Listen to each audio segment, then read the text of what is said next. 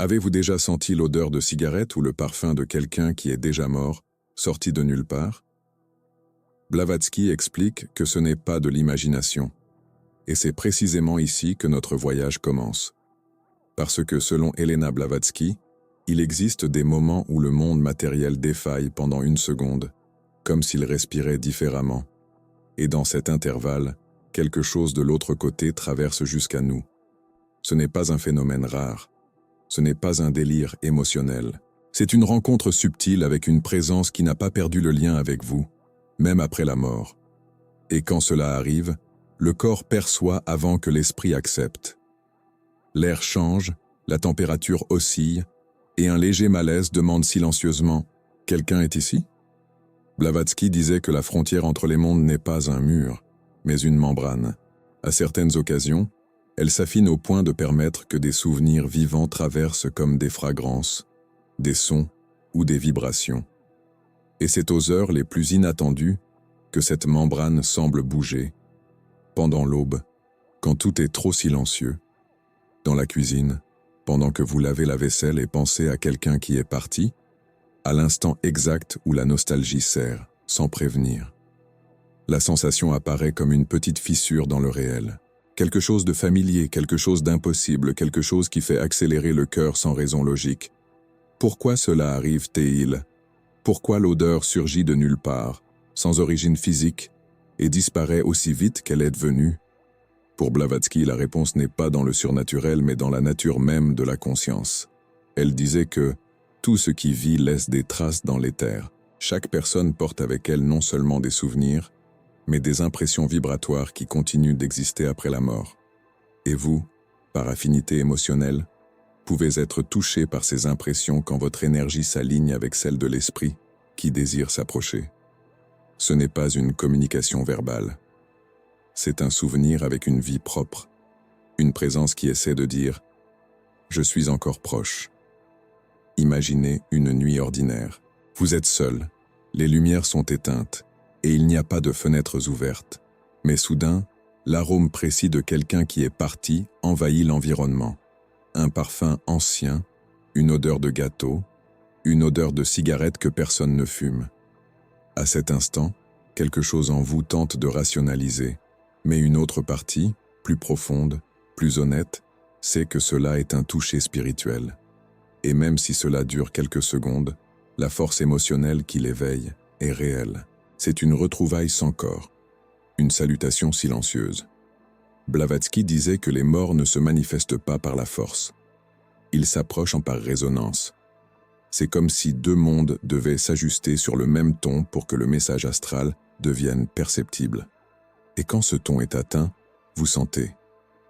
Cela peut être une odeur, un son, un froid léger, un frisson spécifique. Le corps réagit toujours avant que l'esprit comprenne. L'âme reconnaît ce que les yeux ne voient pas. Mais le doute surgit. Pourquoi certaines personnes perçoivent les signes et d'autres non? Pourquoi une mère sent le parfum de sa fille décédée dans le couloir, tandis que le reste de la maison demeure indifférent? Blavatsky expliquerait cela en disant que chaque être humain a un degré différent de sensibilité à l'éther émotionnel.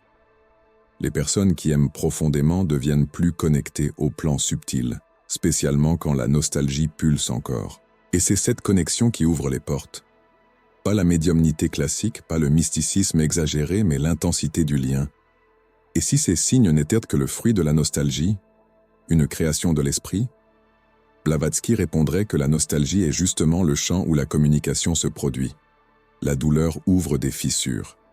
La mémoire affine la perception. L'esprit s'approche parce que vous ressentez le manque, et ce sentiment crée un canal vibratoire qui permet le contact. L'imagination seule ne ferait pas changer l'air. Elle ne créerait pas d'arôme là où il n'y a pas de matière. Elle ne provoquerait pas de frissons sans froid externe. L'imagination ne manipule pas l'environnement. L'astral, oui. Peut-être avez-vous déjà vécu quelque chose comme cela? La sensation soudaine de ne pas être seul, même en sachant que vous l'êtes. Un silence qui semble plein, un arôme qui arrive doucement, comme s'il avait été apporté par des mains invisibles. Un son qui résonne dans la maison comme si quelqu'un avait marché mais personne n'a marché. Au fond, quelque chose en vous reconnaît la signature affective. c'est la présence de celui qui vous a aimé. C'est la continuité du lien que la mort n'a pas rompu. C'est l'écho d'une âme traversant pour un instant la limite entre les mondes. Et quand cela arrive, un autre doute inévitable surgit. Pourquoi maintenant? Pourquoi justement ce moment? Blavatsky disait que l'esprit n'apparaît pas par hasard. Beaucoup surgissent quand ils sentent que vous êtes fragilisé, d'autres quand ils veulent avertir. Certains simplement parce qu'ils ont senti votre nostalgie. La communication spirituelle ne fonctionne pas comme une horloge, elle fonctionne comme un aimant. Les émotions intenses créent un mouvement astral, et l'amour est le chant le plus puissant de tous. Mais il y a aussi ces cas plus intrigants. Quand la personne sent l'odeur et avec elle, expérimente une sensation de paix, comme si une présence aimante remplissait l'environnement. Ou quand le parfum surgit exactement à l'anniversaire du défunt, comme si c'était une visite silencieuse. Ces moments, disait Blavatsky, font partie d'une pédagogie de l'âme.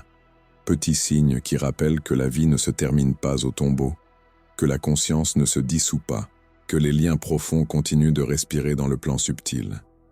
Et peut-être que le point le plus perturbant est de percevoir que, d'une certaine façon, vous sentez avant de comprendre. Le corps sait. La peau répond. Le cœur s'ajuste. L'esprit tente de nier, mais il y a quelque chose de plus résolu en vous qui dit « ce n'est pas juste une odeur, c'est quelqu'un ». Et c'est ici que le récit devient personnel, parce que chaque signe reçu porte une histoire, une affection, un silence, un adieu qui n'a jamais été complet. Et si tout cela était réel, et si les signes n'étaient pas seulement des coïncidences, mais des invitations, et si vous ignoriez des messages importants parce que vous n'avez pas appris à reconnaître les codes? Elena Blavatsky croyait que la plus grande tragédie humaine n'est pas la mort, mais l'incapacité de percevoir que la communication continue de se produire, discrètement, autour de nous. Et le plus inquiétant est que, la plupart du temps, le premier signe arrive comme une odeur. Qu'est-ce que cela signifie? Pourquoi l'arôme est-il toujours le premier portail?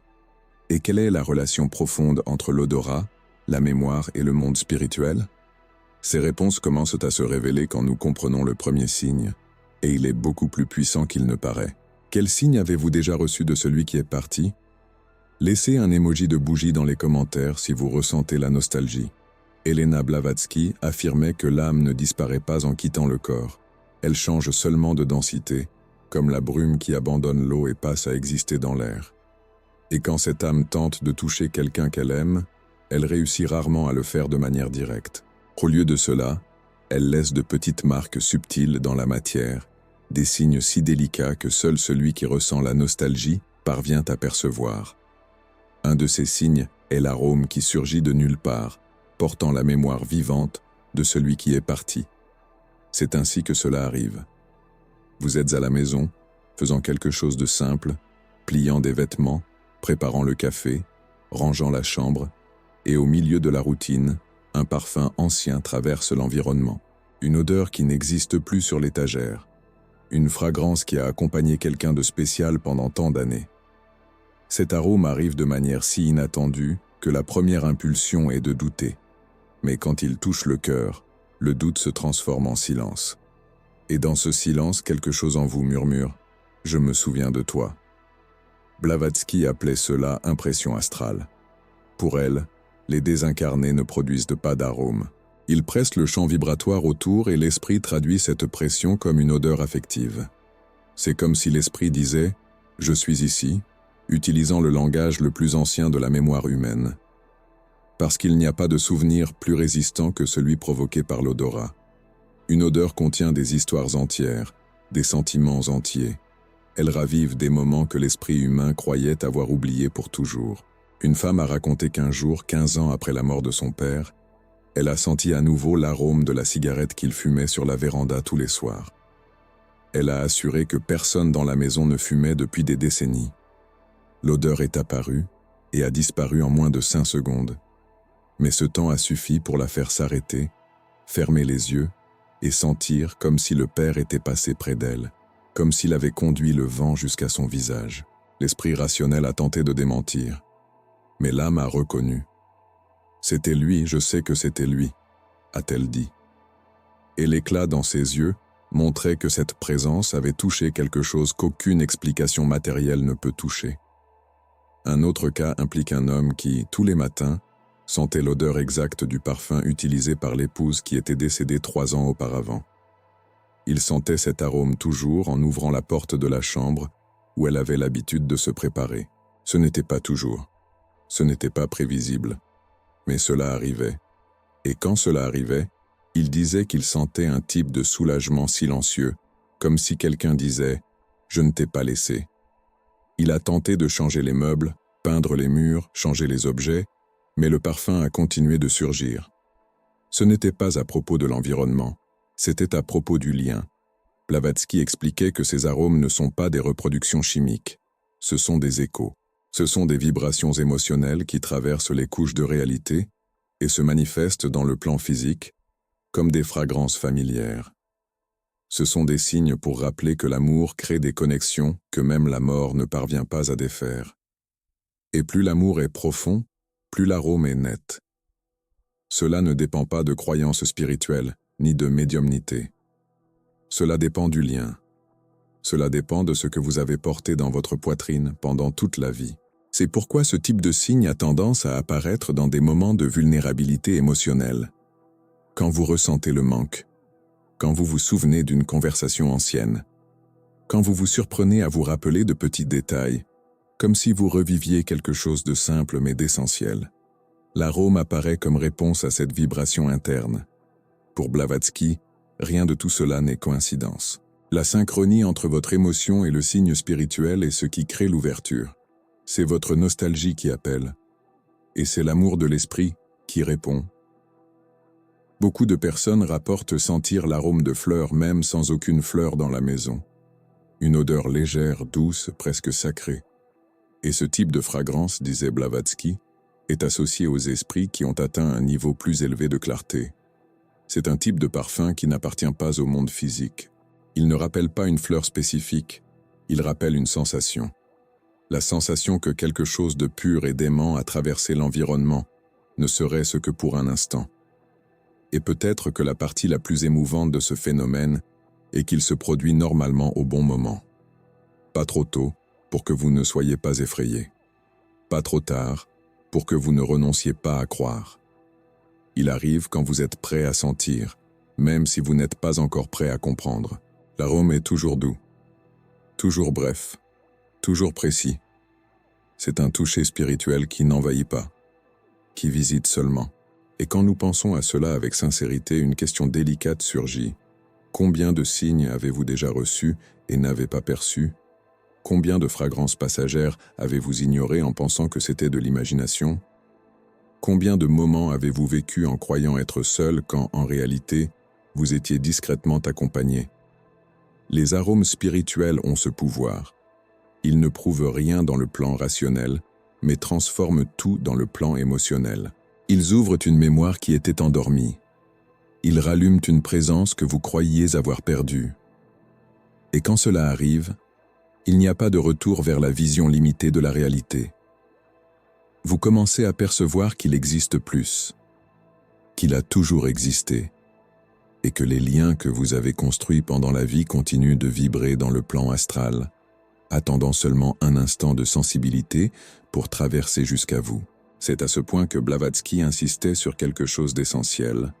Apprendre à sentir, apprendre à reconnaître, apprendre à interpréter le langage vibratoire de l'invisible.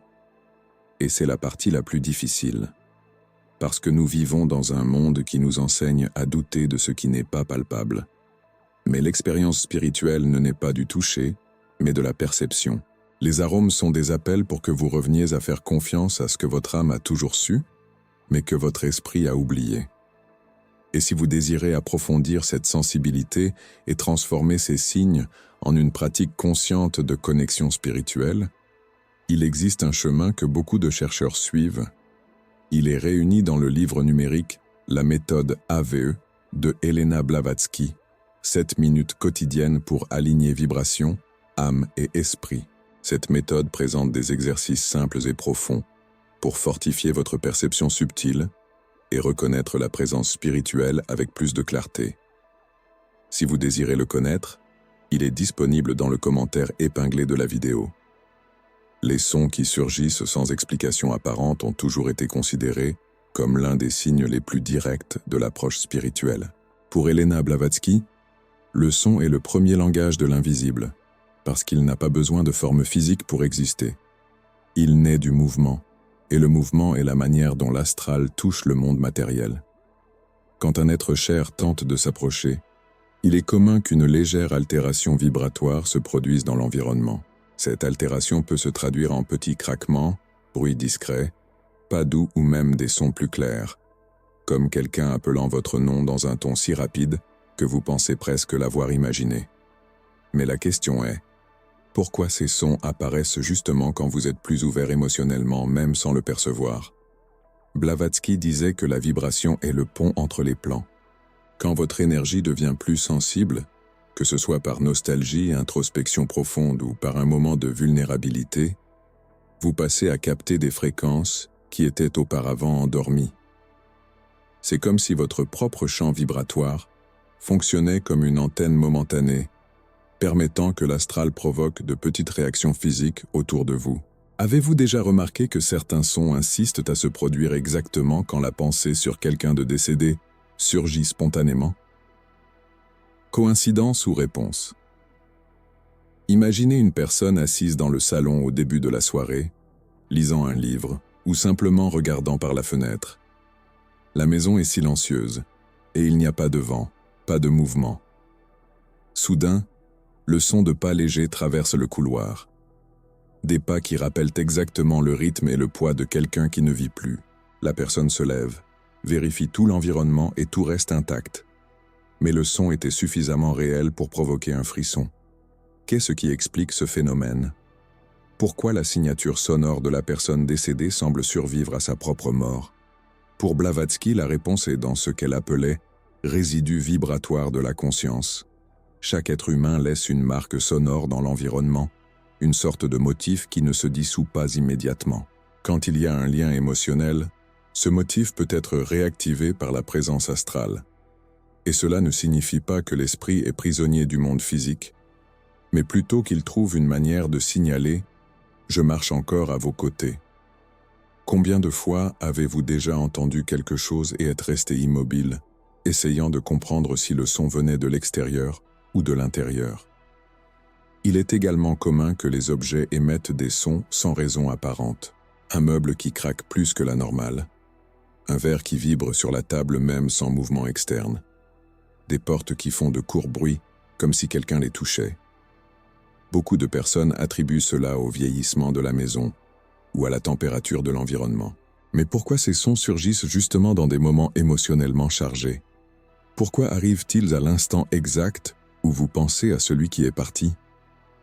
Blavatsky avertissait que l'astral ne communique pas à travers des symboles évidents. Il se déplace entre les lignes. C'est pourquoi, quand un son surgit de manière précise et inattendue, il est important d'observer le contexte émotionnel dans lequel vous étiez.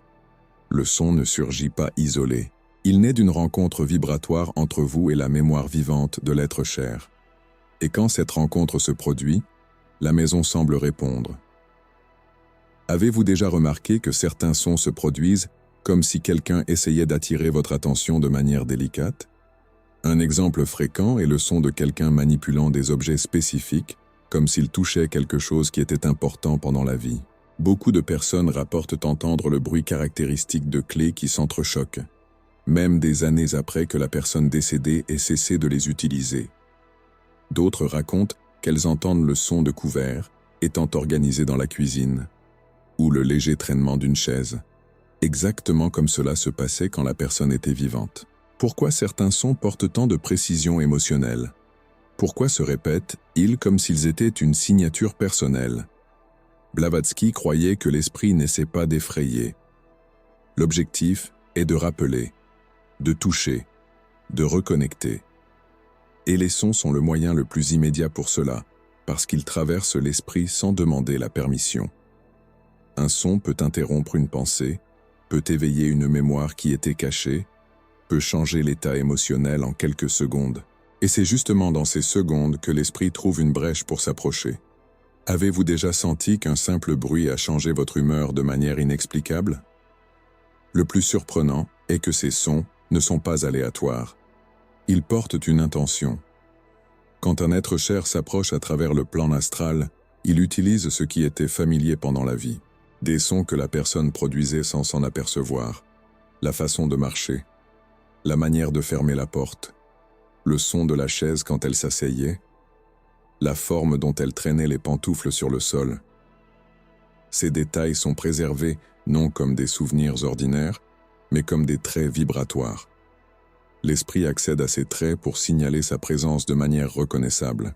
Mais pourquoi les personnes sentent ce contact justement quand elles en ont le plus besoin, même si elles ne l'admettent pas pour elles-mêmes? Un autre point important est que ces sons ont tendance à se produire à des horaires spécifiques. Beaucoup de manifestations arrivent à l'aube ou au crépuscule, justement les moments où, selon Blavatsky, le voile entre les plans devient plus fin. La transition entre lumière et obscurité altère le champ magnétique de l'environnement, rendant plus facile pour l'astral de produire des vibrations audibles. N'est-il pas curieux que ces sons surgissent quand la maison est plus silencieuse et l'esprit plus réceptif? Et peut-être que l'aspect le plus profond de ce phénomène est la réaction immédiate du corps. Le son arrive avant l'interprétation rationnelle. Le corps frissonne, la respiration change, le cœur s'accélère. La reconnaissance est instinctive. C'est comme si une partie ancienne de vous, une partie qui ne s'est pas perdue avec le temps, répondait à l'appel de celui qui est parti. L'âme reconnaît avant que l'esprit accepte. Combien de fois avez-vous tenté de nier quelque chose que votre cœur savait déjà? Ces sons ont le pouvoir d'ouvrir des souvenirs, de guérir des blessures et d'apporter du réconfort. Ils peuvent aussi provoquer de l'inquiétude, non pas parce qu'ils sont négatifs, mais parce qu'ils révèlent que vous n'avez jamais été vraiment seul. La présence spirituelle est silencieuse, mais pas absente. Quand un son inattendu rompt l'air, il porte souvent plus de signification que n'importe quel mot.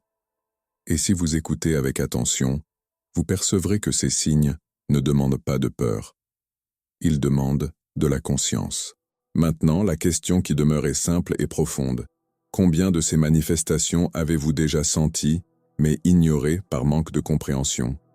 Combien de fois avez-vous entendu quelque chose et avez préféré appeler cela coïncidence? Et si ces coïncidences étaient en réalité des tentatives délicates d'approche? Il y a un type de signe qui ne dépend ni de l'odorat, ni de l'ouïe. Il touche le corps directement comme si une présence silencieuse traversait l'espace pour vous atteindre. Blavatsky affirmait que la peau humaine est un capteur astral, capable de réagir avant même que l'esprit comprenne ce qui se passe. Et c'est pourquoi tant de récits d'approche spirituelle impliquent la sensation de froid soudain, de frissons spécifiques ou d'un toucher léger qui ne peut être expliqué par l'environnement physique. C'est le signe le plus intime de tous parce qu'il traverse la barrière de la logique et se manifeste comme sensation immédiate, instinctive, impossible à ignorer. Beaucoup de personnes racontent qu'elles ont senti un vent froid dans le couloir même avec les fenêtres fermées. D'autres rapportent qu'une brise glacée est passée dans leur dos pendant qu'elles parlaient de quelqu'un de décédé. Il y a aussi ceux qui disent qu'en entrant dans l'ancienne chambre d'un être cher, une vague froide a parcouru tout leur corps, comme si l'atmosphère avait changé de densité d'une seconde à l'autre. Le point le plus intéressant est que ces sensations se produisent dans des moments émotionnellement chargés, même quand la personne tente de se convaincre que tout est normal. Mais comment expliquer un froid qui apparaît seulement dans une partie du corps? Comment expliquer un frisson qui surgit exactement quand vous pensez à quelqu'un qui est déjà mort? Une étude publiée en 2022 par une université britannique sur les expériences post-deuil a révélé quelque chose de surprenant. Plus de 47% des personnes ont rapporté une sensation de toucher ou de froid spécifique liée à la mémoire d'un être cher. Ces récits sont apparus dans divers âges, cultures et contextes différents. Il est impressionnant de noter que la description des phénomènes est presque toujours égale, même entre des personnes qui n'ont jamais eu de contact entre elles. Cela indique que le phénomène n'est pas culturel mais humain. Et si tant de personnes décrivent des sensations si semblables, ne serions-nous pas face à quelque chose de plus profond que ce que nous imaginons? Blavatsky décrivait cela comme interpénétration vibratoire. Quand l'esprit, portant encore une densité plus subtile de son ancien corps astral, s'approche du champ énergétique humain. Cette rencontre entre vibrations crée un choc thermique que le corps interprète comme du froid. Ce n'est pas l'air qui se refroidit, c'est le champ autour de vous qui change de fréquence pendant quelques secondes. Le corps perçoit, réagit et tente d'avertir.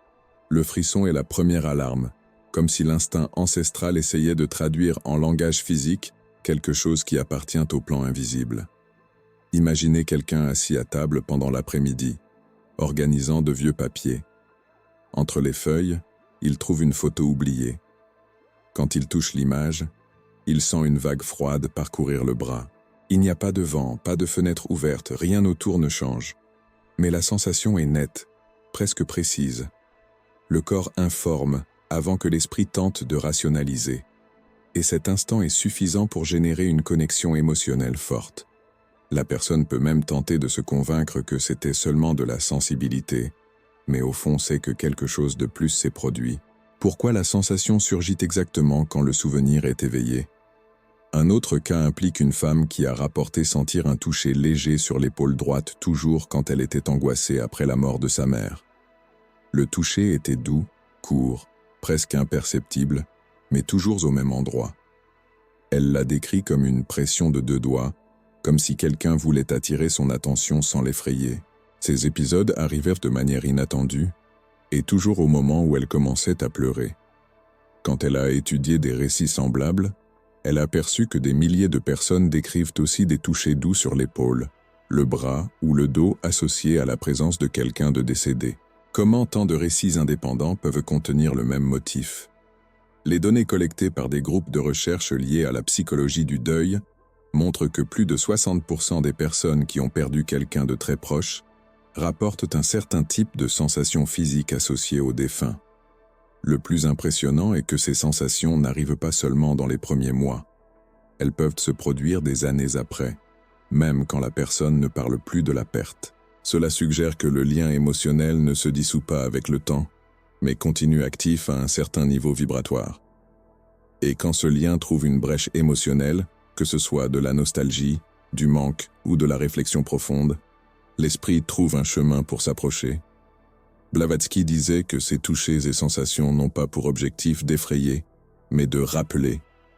L'âme désincarnée tente d'offrir une présence de manière délicate, respectant la limite entre les plans. C'est comme si l'esprit choisissait la subtilité pour ne pas interférer de manière brusque dans la vie physique. Le toucher froid est alors une forme de communiquer du soin, de l'attention, de la protection. Il n'a pas de forme, n'a pas de voix, mais a une intention. Et quand il est perçu, cette intention se traduit en émotion. Combien de fois avez-vous déjà senti un frisson spécifique, et sans comprendre pourquoi, vous êtes-vous senti étrangement accompagné? Il y a aussi des cas de personnes qui affirment sentir la température de la chambre changer soudainement quand elles prononcent le nom de quelqu'un de décédé. Le changement dure quelques secondes, mais est suffisant pour créer un impact émotionnel fort. Et selon des chercheurs du domaine de la conscience, le corps humain réagit à des variations minimales d'énergie bien avant que les instruments technologiques parviennent à enregistrer quelque chose. Cela signifie que la sensation peut être réelle, même quand il n'y a pas de preuves physiques disponibles. Le corps humain est plus sensible que nous le croyons. Il capte ce que l'esprit ne voit pas. La question la plus profonde est: pourquoi ces signes arrivent justement dans les moments où vous êtes le plus vulnérable? Est-ce que l'esprit perçoit vos émotions? Existe-t-il un type de communication silencieuse entre différents plans de l'existence? Blavatsky croyait que oui. Pour elle, l'esprit n'est pas prisonnier dans un lieu distant. Il se connecte par affinité, par lien émotionnel. Et quand il sent que vous êtes affaibli, que vous avez besoin de réconfort ou d'un rappel que vous n'êtes pas seul, il s'approche. Non pas pour résoudre vos problèmes, mais pour rappeler que l'amour continue de travailler en silence. Et ce rappel, même quand il vient comme un froid doux, a assez de force pour calmer le cœur et éveiller un sentiment de protection que vous pensiez avoir perdu. Ces signes, aussi subtils soient-ils, portent des histoires, des émotions et des dialogues silencieux. Ils révèlent qu'il y a de la continuité, même quand tout semble avoir pris fin. Il montre que la présence spirituelle ne se manifeste pas seulement dans l'esprit, mais aussi dans la peau, dans la respiration, dans le champ énergétique qui entoure le corps. Et quand vous apprenez à reconnaître ces signes, vous percevez que vous êtes accompagné depuis bien plus longtemps que vous ne l'imaginiez. Les rêves ont toujours été un territoire où l'impossible devient naturel et l'invisible gagne une forme. Pour Elena Blavatsky, le rêve n'est pas seulement un processus psychologique, c'est un champ de passage, un espace où l'âme s'éloigne du corps physique et entre en contact avec des fréquences plus subtiles. C'est dans cet état que beaucoup de rencontres spirituelles se produisent. Et parmi tous les signes qui indiquent l'approche d'un être cher décédé, les rêves sont peut-être les plus marquants, parce qu'ils portent un mélange de lucidité, d'émotion et de symbolisme qui semble dépasser les limites de l'imagination. Beaucoup de personnes rapportent le même motif, un rêve qui ne se comporte pas comme un rêve. Il est plus net, plus silencieux, plus stable que n'importe quel autre. La personne décédée apparaît avec une apparence sereine, sans déformations oniriques, sans éléments absurdes. Elle regarde, touche, s'approche avec calme. Parfois, elle ne dit pas un mot, mais la communication se produit de manière immédiate, comme si le dialogue était fait de sensations. Le plus impressionnant est qu'au réveil, la sensation de présence demeure. Ce n'est pas de la confusion, ce n'est pas du doute, c'est l'impression claire qu'il y a eu une rencontre réelle. Pourquoi tant de récits égaux surgissent dans des contextes complètement différents? Blavatsky expliquait que le corps astral, pendant le sommeil, se détache partiellement et voyage par des plans plus subtils de l'existence. Dans cet état, la conscience devient plus perméable et moins conditionnée par les limitations physiques. C'est pourquoi l'esprit parvient à percevoir les présences spirituelles avec plus de facilité. Le rêve, dans ces cas, fonctionne comme un type de salon de visite, où l'esprit trouve une opportunité de s'approcher sans interférer directement dans la vie physique. C'est un contact protégé, silencieux et émotionnellement profond. Avez-vous déjà eu un rêve qui semblait plus réel que le jour suivant lui-même? Un des signes les plus communs est le toucher. Dans beaucoup de récits, la personne décédée touche la main, le visage ou embrasse le rêveur. Le toucher est doux, chaud ou légèrement froid, mais toujours chargé d'émotion. Celui qui se réveille de ce type de rêve rapporte fréquemment la sensation de soulagement, comme s'il avait reçu une réponse qu'il ne savait pas chercher. Il y a aussi des cas de personnes qui se réveillent en pleurant, non de tristesse mais de reconnaissance, comme si quelque chose avait été guéri pendant cette expérience. Et cette guérison ne s'explique pas seulement par la psychologie. Il y a trop de profondeur, trop de précision, trop de synchronie. Une autre caractéristique fréquente est le message court. Même quand l'esprit parle, les phrases sont simples, directes, presque télégraphiques. « Je vais bien. N'aie pas peur. Continue. Je suis ici. » Ces messages semblent porter un poids émotionnel qui ne se dissout pas avec le réveil. Beaucoup de personnes affirment qu'une seule phrase dite en rêve a complètement changé leur état émotionnel pendant des semaines ou des mois. Comment expliquer cet impact? Comment quelque chose d'aussi bref peut transformer autant? De manière inattendue, certains rêves incluent des détails que le rêveur ne pourrait pas savoir en étant éveillé. Il y a des personnes qui découvrent des dates, des objets perdus, des conversations anciennes, ou des mémoires oubliées à travers des rêves avec des personnes décédées. Cela soulève des questions importantes. Comment l'esprit crée des informations qu'il n'a pas? Si le rêve n'était que de l'imagination, pourquoi apporterait-il des données nouvelles et vérifiables? Des exemples comme cela sont plus communs qu'il n'y paraît. Un homme a rêvé avec sa grand-mère décédée, lui montrant une bague ancienne gardée dans une boîte bleue. Il n'avait jamais vu cette bague. En racontant à la famille, ils ont découvert que le bijou existait réellement et était gardé exactement comme dans le rêve. Comment cela est-il possible? Aurait-ce été coïncidence, mémoire réprimée ou quelque chose au-delà de la limite rationnelle? Blavatsky disait que, pendant le rêve astral, l'âme accède à des couches d'informations qui ne sont pas liées au cerveau physique. Cela permet que des mémoires de l'esprit et des impressions énergétiques soient transmises de manière symbolique ou littérale. Selon elle, le rêve spirituel, ne dépend pas du temps linéaire. C'est pourquoi des choses qui n'ont pas été vues ou rappelées peuvent apparaître de manière claire. Quand un esprit s'approche dans cet état, il peut montrer ce que l'esprit, éveillé, ne parviendrait pas à percevoir. Il est aussi commun que le paysage du rêve soit simple, propre, presque vide. Il n'y a pas de chaos visuel. Il n'y a pas d'excès d'éléments. L'espace semble plus ample, plus calme, plus lumineux. C'est comme si l'environnement était préparé pour la rencontre. Cette simplicité n'est pas fortuite. Elle reflète une structure vibratoire différente. Le rêve commun tente d'imiter le monde. Le rêve spirituel tente de s'en éloigner. Beaucoup de personnes qui ont perdu quelqu'un de très cher ont le même récit. Le premier rêve spirituel arrive des semaines ou des mois après la mort. Ce n'est pas immédiat. Il semble y avoir un temps d'adaptation, tant pour celui qui est parti que pour celui qui reste. Ensuite, ces rêves peuvent disparaître pendant des années et revenir dans des moments de nécessité émotionnelle. Ils fonctionnent presque comme des visites. Ils ne sont pas fréquents, mais sont précis, et arrivent toujours au bon moment, comme si l'esprit répondait à un appel silencieux. La question la plus profonde est que ces rêves laissent une marque différente de n'importe quel autre type de rêve. Ils ne disparaissent pas de la mémoire après quelques jours. Au contraire, ils demeurent vivants, détaillés, presque intacts, comme s'ils avaient été gravés dans un lieu spécial de la conscience. Pourquoi ces rêves ne s'effacent-ils pas? Pourquoi semblent-ils si réels, même après des années? Blavatsky disait que ces rencontres ne sont pas des métaphores ni des constructions de l'imagination. Ce sont des contacts légitimes entre plans. L'âme, pendant le sommeil, reconnaît la présence qui visite. Et cette reconnaissance produit une impression énergétique qui demeure dans la mémoire émotionnelle. C'est pourquoi le rêve spirituel ne se défait pas. Il ne se dissout pas. Il demeure comme un souvenir de quelque chose qui est réellement arrivé, même si à un autre niveau de réalité. Il y a ceux qui se réveillent de ces rêves avec une sensation intense de paix.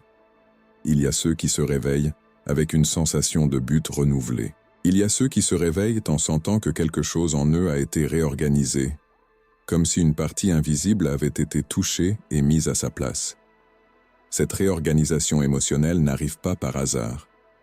Elle est conséquence directe de la rencontre.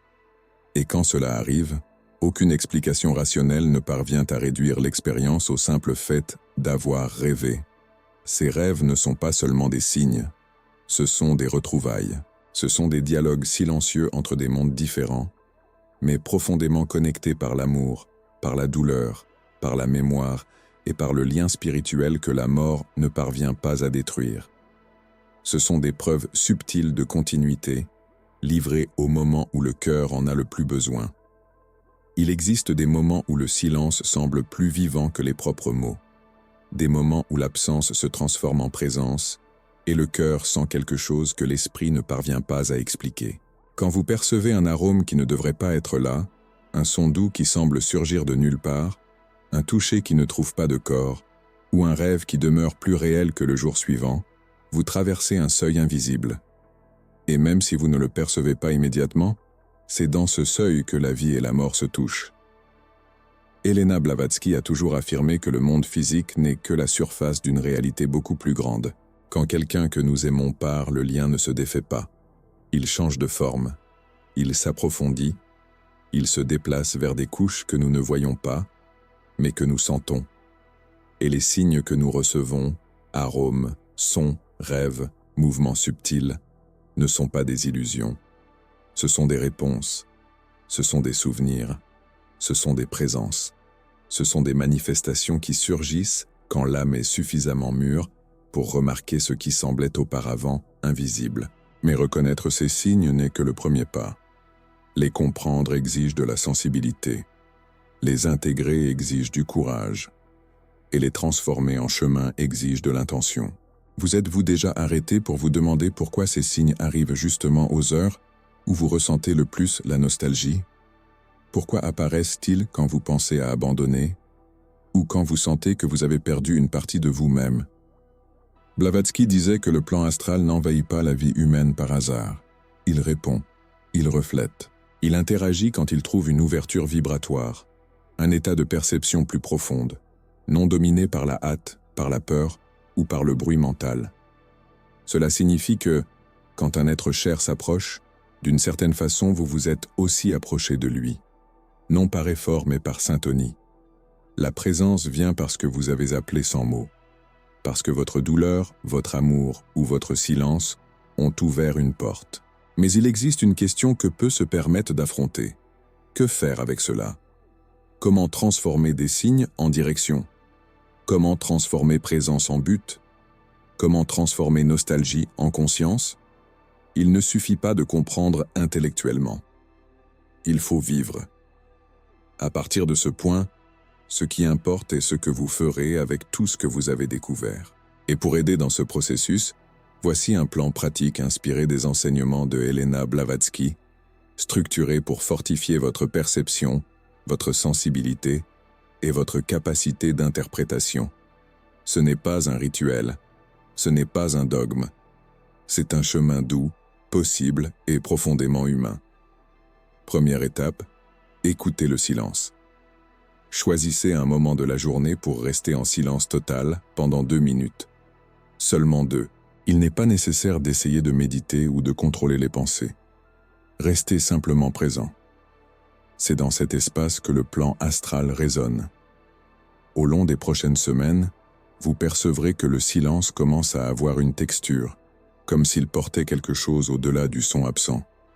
C'est ici que les signes deviennent plus clairs. Deuxième étape, enregistrez ce que vous sentez. Chaque fois que vous percevez un arôme, un son, un rêve marquant ou une sensation de présence, écrivez immédiatement ce que vous avez senti.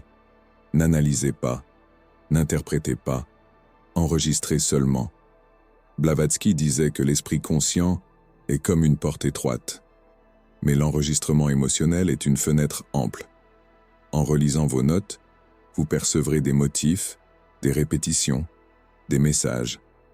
Ce qui semblait dispersé se connecte.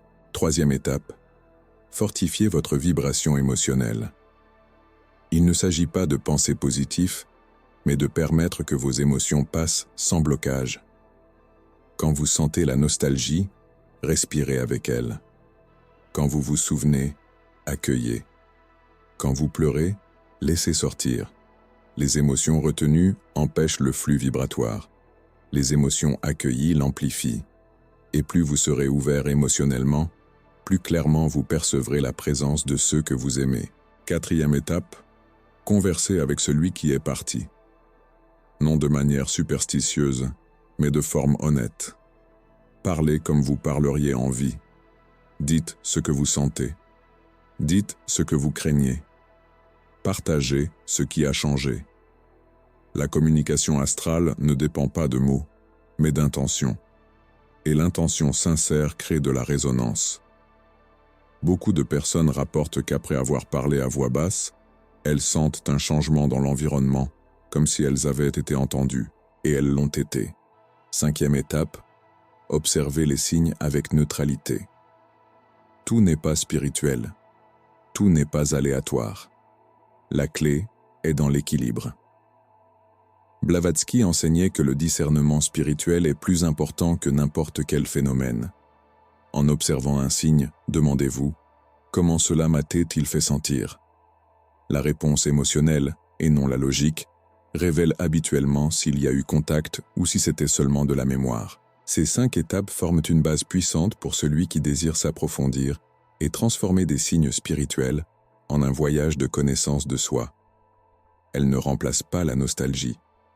Elles ne guérissent pas la douleur immédiatement. Mais elles vous connectent à une perception plus ample de l'existence, à une vision qui dépasse la mort et révèle la continuité de la vie sous une autre forme. Et si vous désirez aller au-delà de cette base, en appliquant quotidiennement les principes vibratoires, mentaux et spirituels que Elena Blavatsky a enseignés, il existe une ressource qui peut approfondir encore plus votre pratique. Le livre numérique « La méthode AVE » de Elena Blavatsky, 7 minutes quotidiennes pour aligner vibration, âme et esprit, a été créé exactement pour cela, pour vous aider à développer, jour après jour, la sensibilité nécessaire pour reconnaître les signes, interpréter les vibrations et fortifier votre conscience spirituelle. Il sera disponible dans le commentaire épinglé de cette vidéo, au cas où vous désireriez transformer tout cela en pratique quotidienne. C'est un chemin simple, profond et accessible, spécialement pour celui qui sent que la vie invisible parle, mais ne sait pas encore comment répondre. À la fin, le plus important est de se rappeler que la mort ne rompt pas. Elle transforme, elle n'efface pas, elle réorganise. Et quand vous apprenez à percevoir ces signes, vous découvrez que personne n'est réellement parti.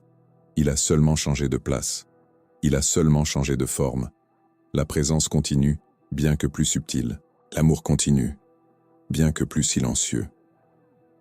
Et vous continuez de porter à l'intérieur de vous le pont qui lie deux mondes.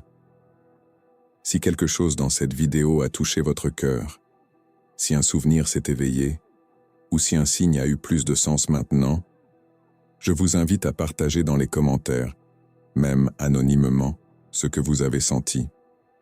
Votre expérience peut aider d'autres personnes qui cherchent aussi des réponses. Aimez cette vidéo pour qu'elle arrive à celui qui a besoin d'entendre cela. Et si vous voulez continuer ce voyage avec nous, inscrivez-vous gratuitement à la chaîne Au-delà de la connaissance. Ici, nous traversons ensemble ce qui ne se voit pas, parce que la vérité n'est jamais distante. Elle est à l'intérieur de vous attendant d'être rappelée.